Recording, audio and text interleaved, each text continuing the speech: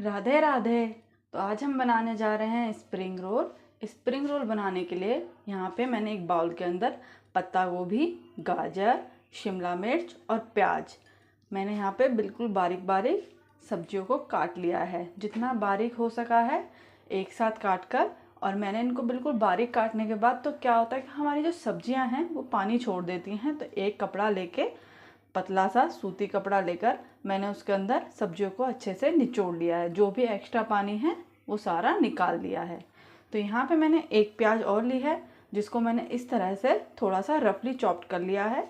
6-7 कली लहसुन की जिसको बिल्कुल बारीक कट किया है। थोड़ा सा यहाँ पे आधा इंच के करीब मैंने अदरक का टुकड़ा लिया है, इसको भी बिल्कुल बारीक कट कर लिया है। तो मैंने लिया है पैन, और पैन में मैंने 2 चम्मच रिफाइंड ऑयल ले लिया है। इसको अच्छे से गर्म होने देते हैं। तो हमारा जो है ऑयल वो अच्छे से गर्म हो चुका है। तो हम सबसे पहले यहाँ पे डालेंगे लहसुन, और इसको 10 सेकंड के लिए अच्छे से भून लेंगे। तो बहुत हल्का सा हमें भूनना है। साथ में ही हम डालेंगे यहाँ पे कटा हुआ अदरक। इसको भी एक बार अच्छे से मिक्स करेंगे। और अब जाएगी हमारी प्याज। तो यहाँ पे मैंने एक प्याज जिसको मैंने रफली चॉप कर लिया था, तो हम प्याज लेंगे और इसको भी यहाँ पे डाल देंगे और अच्छे से मिक्स कर लेंगे। तो एक बार प्याज को भी अच्छे से भून लेते हैं। तो करीब प्याज को हम 30 सेकंड के लिए भूनेंगे। तो हमारी प्याज भी जो है वो ट्रांसपेरेंट हो चुकी हैं। आप देख सकते हैं कि किस तरह की हमें प्याज चाहिए और कितना हमें इन्हें से भूनना है। गैस को मैंने सब्जियों को भूनते टाइम हाई फ्लेम पे रखा हुआ है। तो अब हम डालेंगे यहाँ पे अपनी वेजिटेबल।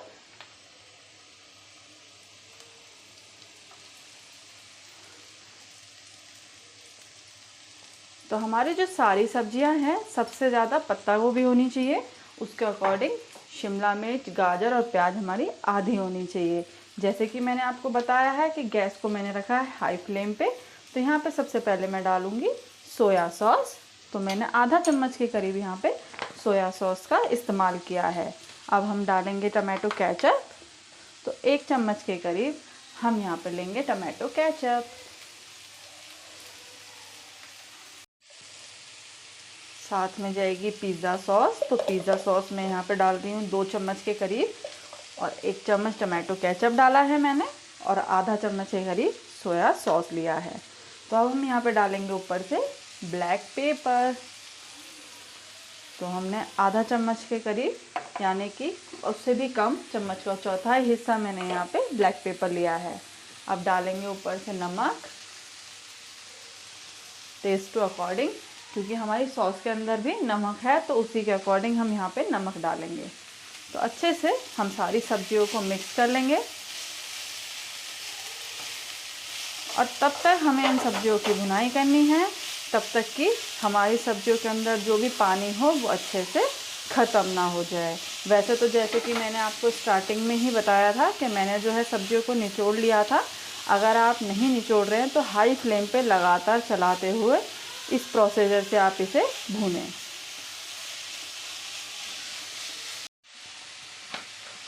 अब लास्ट में मैं यहाँ पे डालूँगी आधा चम्मच के करीब सिरका। 1 मिनट मुझे यहाँ पे सब्जियों को भूनते हुए हो चुका है। तो यहाँ पे मैं लास्ट में ही सिरके का इस्तेमाल करती हूँ। तो मैंने उसी चम्मच में सिरका डाल दिया है, और अच्छे से हम सिरके को भी मिक्स कर लेंगे। जैसे कि मैंने आपको बताया है कि वेजिटेबल जितनी भी हमें भूननी है हाई फ्लेम पे भूनेंगे, ताकि जो नमक होता है वो सब्जियों के अंदर पानी छोड़ देता है, तो वो पानी ना छोड़े। तो हमारी सब्जियां अच्छे से भून चुकी हैं। आप चाहें तो यहाँ पे नूडल्स भी ऐड कर सकते हैं। मैंने नूडल्स का इस्तेमाल नहीं किया है, मैं सिर्फ वेजिस का इस्तेमाल कर रही हूँ। तो आप यहाँ पे नूडल्स भी ऐड कर सकते हैं। नूडल्स के भी स्प्रिंग रोल बहुत ही टेस्टी लगते हैं। तो यहीं पे हमारी सब्जियां जो हैं भूनकर तैयार हैं। तो हम गैस को कर देंगे ऑफ। तो हमने यहाँ पे एक बाउल ले लिया है। तो यहाँ पे मैं आधा कटोरी के करीब ले रही हूँ मैदा, और उतना ही यहाँ पे ले रहे हैं कॉर्नफ्लावर। तो आधा कटोरी मैदा और आधा कटोरी कॉर्नफ्लावर का इस्तेमाल करेंगे, यानी कि हमें बिल्कुल बराबर बराबर मात्रा में यहाँ पे दोनों चीज़ लेनी है। डालेंगे थोड़ा सा नमक, तो नमक उसी के अकॉर्डिंग डालना है, क्योंकि नमक जो है हमारे जो हमने स्टफिंग बनाकर तैयार करी है उसके अंदर भी नमक है। तो अब हम यहाँ पे थोड़ा थोड़ा करके पानी ऐड करेंगे।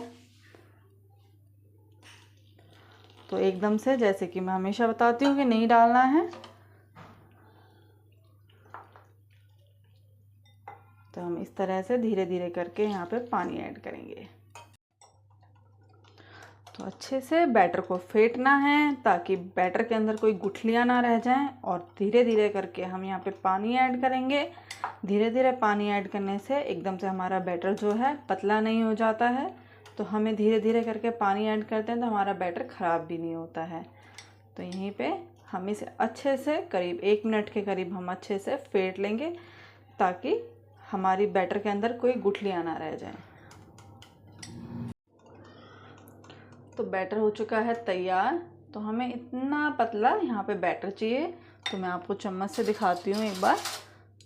तो हम ऐसे चम्मच को डिप करेंगे तो हमारा ऐसा बैटर होना चाहिए, जैसे इस तरह से।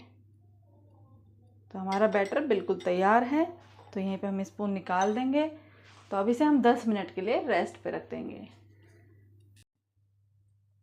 तो हमने यहाँ पे पैन लिया है, और सबसे इम्पोर्टेंट चीज़ ये है कि जब भी हम स्प्रिंग रोल के लिए जो मतलब कि शीट तैयार करेंगे, उसके लिए जो हमारा पैन है वो बिल्कुल एकदम से गर्म होना चाहिए और नॉन स्टिक ही होना चाहिए।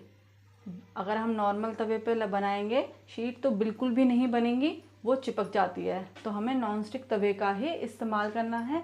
पहले तवे को अच्छे से हमें यहाँ पे गरम कर लेना है, बिल्कुल अच्छे से उसको गरम होना चाहिए।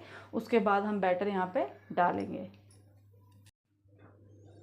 तो यहाँ पे पैन जो है वो अच्छे से गरम हो चुका है। तो हम यहाँ पे बैटर लेंगे, और 1 चमचे के करीब मैंने यहाँ पे बैटर जो है ले लिया है। इसको इस तरह से हमें चारों साइड में अच्छे से फैला लेना है, ताकि हमारी एक पतली सी जो है शीट बनकर तैयार हो जाए।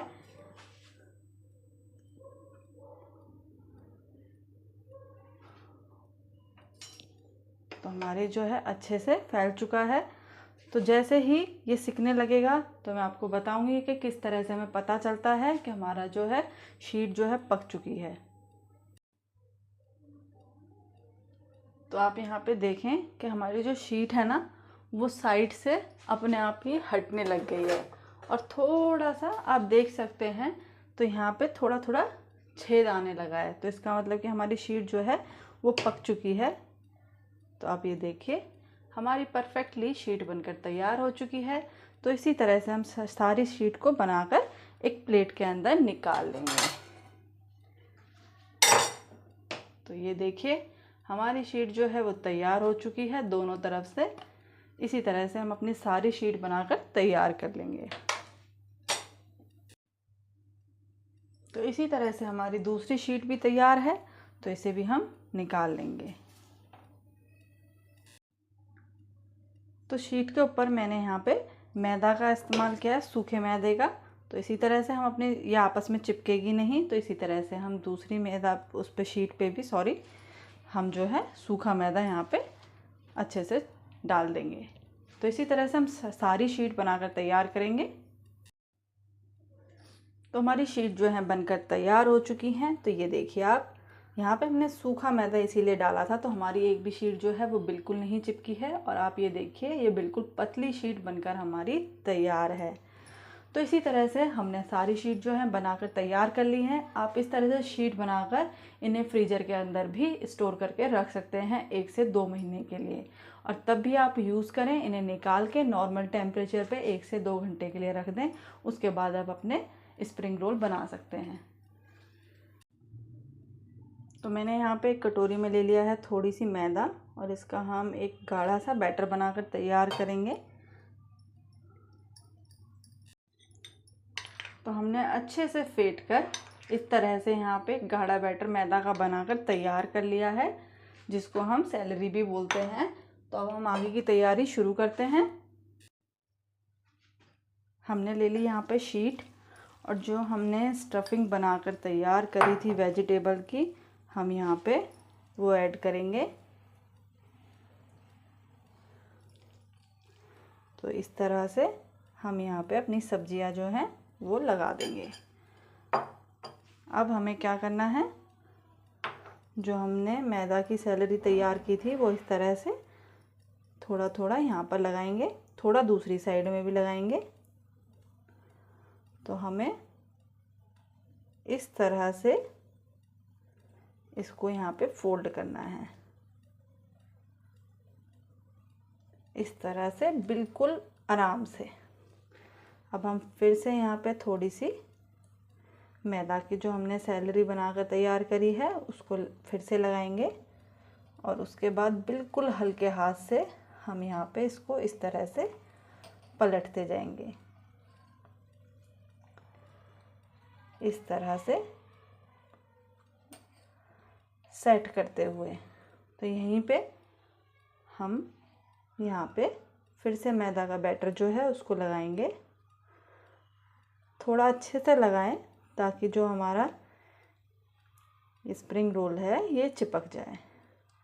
तो हम यहाँ पे इस तरह से, तो ये देखिए हमारा जो है स्प्रिंग रोल बनकर तैयार है।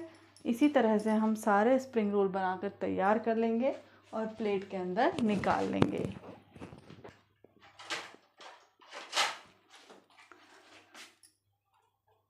तो ये अच्छे से चिपक चुका है, ये देखिए। तो जिधर की तरफ से हमने इसको चिपकाया तो हम ऐसे उल्टा रख देंगे ताकि ये अच्छे से सेट हो जाए। तो मैं इसको इस तरह से सारे स्प्रिंग रोल बनाकर तैयार कर लूँगी और इसको 5 मिनट के लिए इसी तरह से छोड़ दूँगी। तो हमने यहाँ पे एक कढ़ाई के अंदर ले लिया है रिफाइंड ऑयल और इसको अच्छे से कर लिया है गरम। तो यहीं पे हमने जो अपनी शीट बनाकर तैयार कर ली थी यानी कि स्प्रिंग रोल की, तो हम यहाँ पे इनको एक एक करके डीप फ्राई होने के लिए डाल देंगे।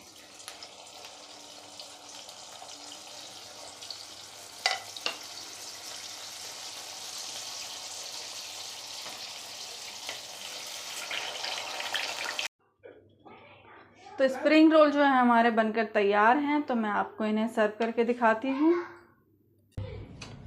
तो हमारे स्प्रिंग रोल जो है बनकर तैयार हैं, बहुत ही आसान तरीके से घर में बन जाते हैं। ट्राई करके जरूर देखें। अगर आपको मेरी वीडियो पसंद आती हैं तो please like share and subscribe करें।